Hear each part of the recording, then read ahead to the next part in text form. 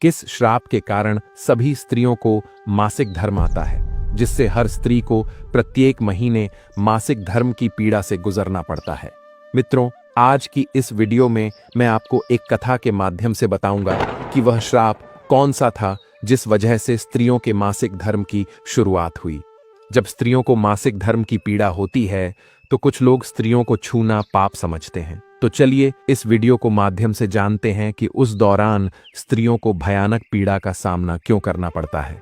मित्रों, एक बार की बात है, भगवान श्री कृष्ण और धर्मराज युधिष्ठिर हस्तिनापुर के राज्य महल में बैठे किसी बात पर चर्चा कर रहे थे। तभी युधिष्ठिर ने भगवान श्री कृष्ण से पूछा, हे केशव, मेरे मन में एक बात को लेकर शंका उत्पन्न हुई और मैं चाहता हूं कि आप उस शंका का समाधान करें। तब भगवान श्री कृष्ण ने कहा, कहो पांडुपुत्र, क्या शंका है जिससे तुम इतना विचलित हो?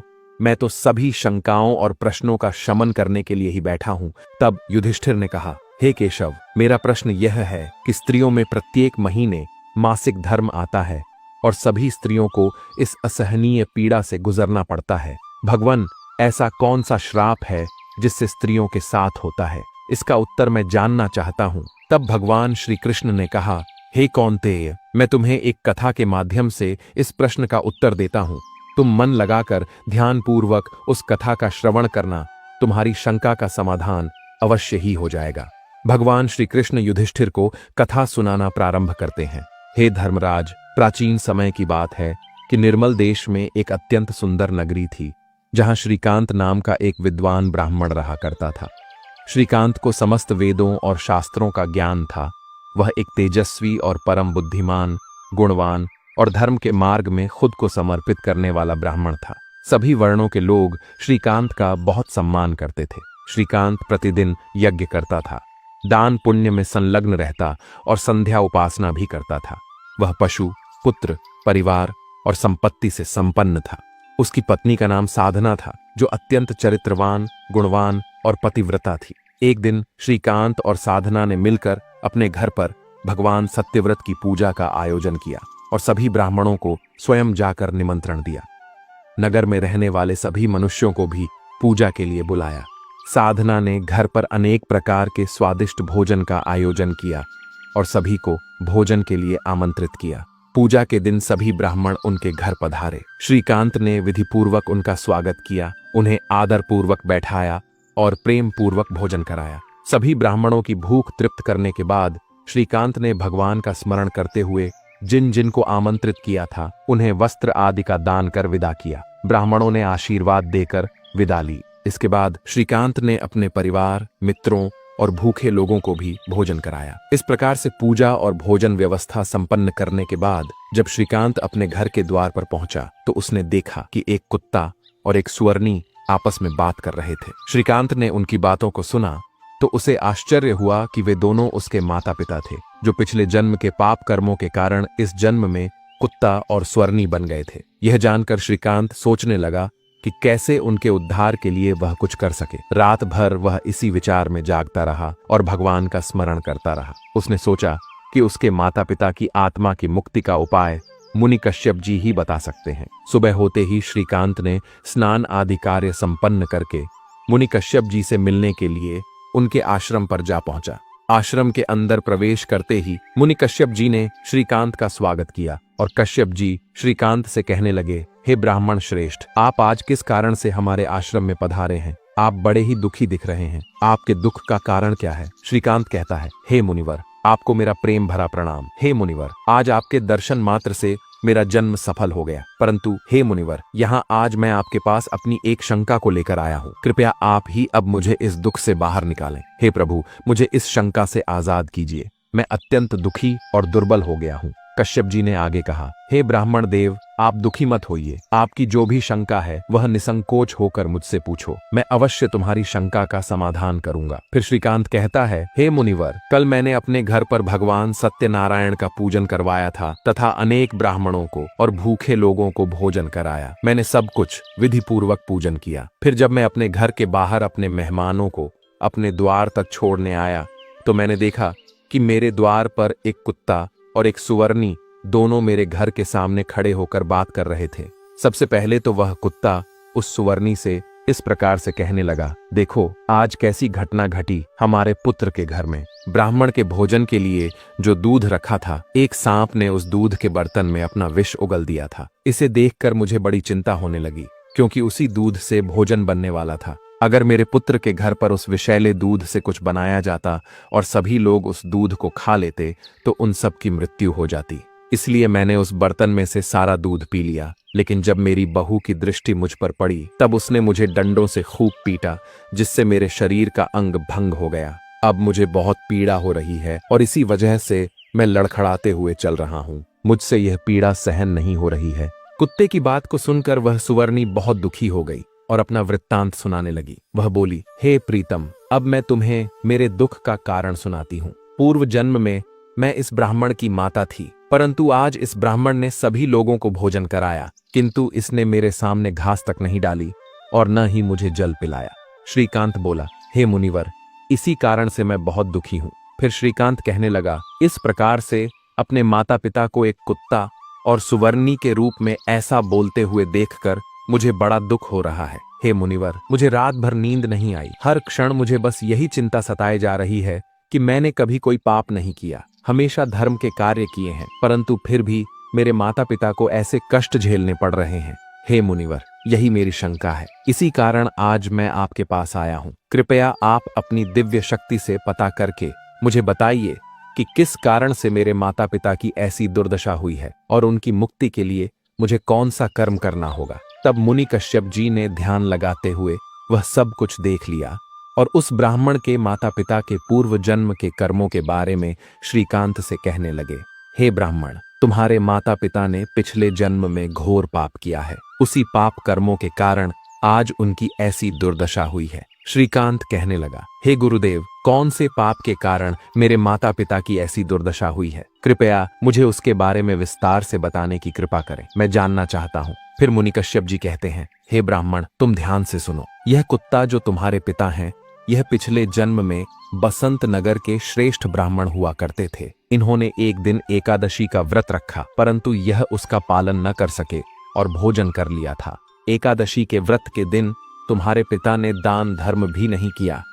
इन्होंने अपने द्वार पर आए हुए कुत्तों को कभी भोजन नहीं खिलाया। तुम्हारे पिता ने अपने पितरों का श्राद्ध भी विधिपूर्वक नहीं किया। तुम्हारे पिता ने पिछले जन्म में मासिक धर्म के दौरान ही तुम्हारी माता के साथ संबंध बनाया था और इसी पाप के कारण तुम्हारे पिताजी को इस जन्म में कुत्ते का जन्म मिला है। हे ब्राह्मण पुत्र, अब तुम अपनी माता के बारे में सुनो। तुम्हारी माता ने मासिक धर्म में होते हुए भी भोजन बनाया। मासिक धर्म के दौरान ही इसने भगवान की पूजा उपासना की, तुलसी को जल चढ़ाया। मासिक धर्म में होते हुए भी तुम्हारी माता ने भगवान को भोग लगाया। इसी कारण से इसे महापाप लगा है।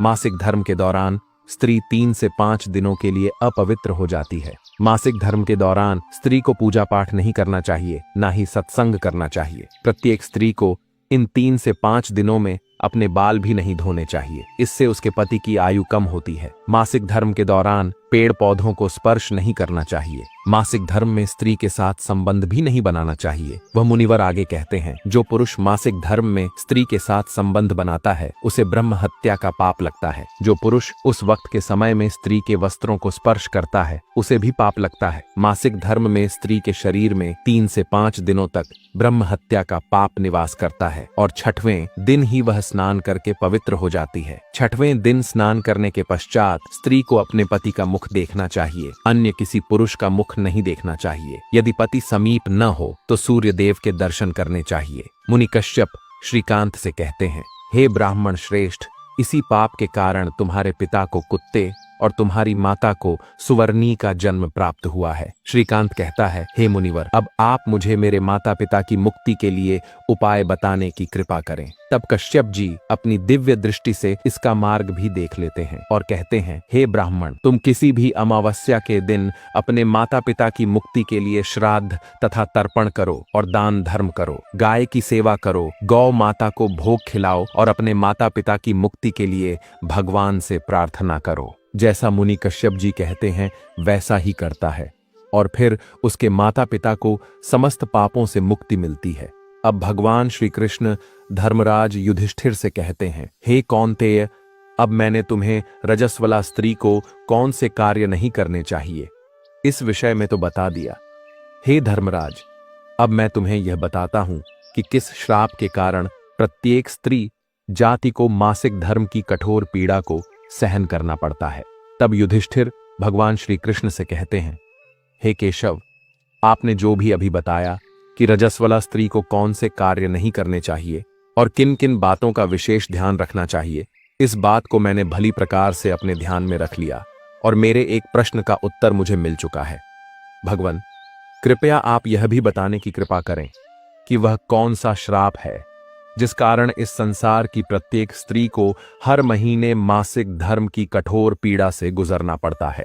तब भगवान श्री कृष्ण कहते हैं, हे युधिष्ठिर, मैं तुम्हारे इस प्रश्न का उत्तर एक कथा के माध्यम से देता हूं। प्राचीन काल में वृत्रासुर नाम का एक प्रसिद्ध दानव हुआ करता था। दानव होने के कारण उसका स्वभाव दानवी प्रवृत्ति का था और वह हमेशा ही युद्ध करने के लिए तत्पर रहता था। फिर अचानक एक दिन सभी दानव काल के दानव के साथ मिलकर स्वर्ग लोक पर आक्रमण करने लगे। उन असुरों के पास भयंकर शक्तिशाली अस्त्र और खंजर थे जिनका सामना सभी देवता नहीं कर सके और स्वर्ग लोक से भागकर ब्रह्मदेव के पास आ गए। फिर उन्होंने ब्रह्मा जी को सब कुछ कह सुनाया। तब ब्रह्मदेव ने उन्हें असुरों को परास्त करने का उपाय बताते हुए कहा, हे इंद्र, तुम इसी क्षण महर्षि दधीचि के पास चले जाओ। वे तुम्हें अपने शरीर की हड्डियों से अस्त्र शस्त्र प्रदान करेंगे और तुम उन्हीं अस्त्रों का प्रयोग करके वृत्रासुर का वध कर सकोगे। फिर सभी देवता महर्षि दधीचि के आश्रम पर जाते हैं और वे सभी उनसे प्रार्थना करते हैं और महर्षि दधीचि से अस्त्र प्रदान करने की विनती करते हैं। फिर संसार के कल्याण के लिए महर्षि दधीचि अपने ही शरीर की हड्डियों से अस्त्र का निर्माण करते हैं।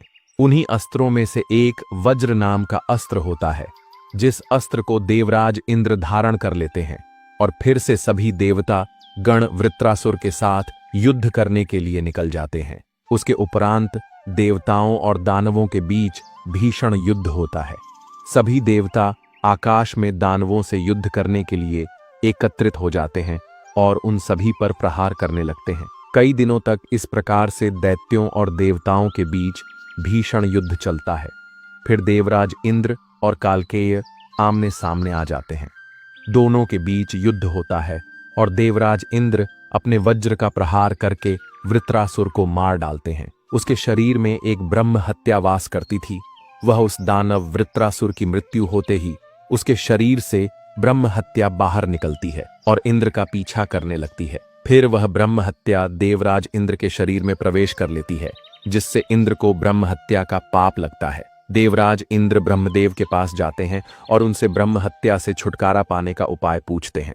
ब्रह्मदेव उस ब्रह्म हत्या को इंद्र के शरीर से निकलने की आज्ञा देते हैं और वह ब्रह्म हत्या इंद्र के शरीर से बाहर निकलकर ब्रह्मदेव से कहने लगती है, हे परमपिता ब्रह्मदेव, अभी तक मैं वृत्रासुर के शरीर में निवास कर रही थी, क्योंकि उसने अनेक ब्राह्मणों की हत्याएं की थीं। जब इंद्र ने वृत्रासुर की हत्या की तो मैं इंद्र के शरीर में वास करने लगी। अब आप ही मुझे कोई उचित स्थान दीजिए जहां पर मैं रह सकूं। फिर ब्रह्मदेव कहते हैं, ब्रह्म हत्या में तुम्हें उचित स्थान देता हूं। ब्रह्मदेव ने ब्रह्म हत्या के 4 भाग कर दिए और कहा, ब्रह्म हत्या तुम्हारा 1/4 भाग अग्नि के भीतर रहेगा, क्योंकि जो भी मनुष्य अग्नि को आहुति नहीं देगा तुम उसके शरीर में प्रवेश कर लेना। ब्रह्मदेव ने फिर कहा, तुम्हारा दूसरा 1/4 भाग जल के भीतर रहेगा।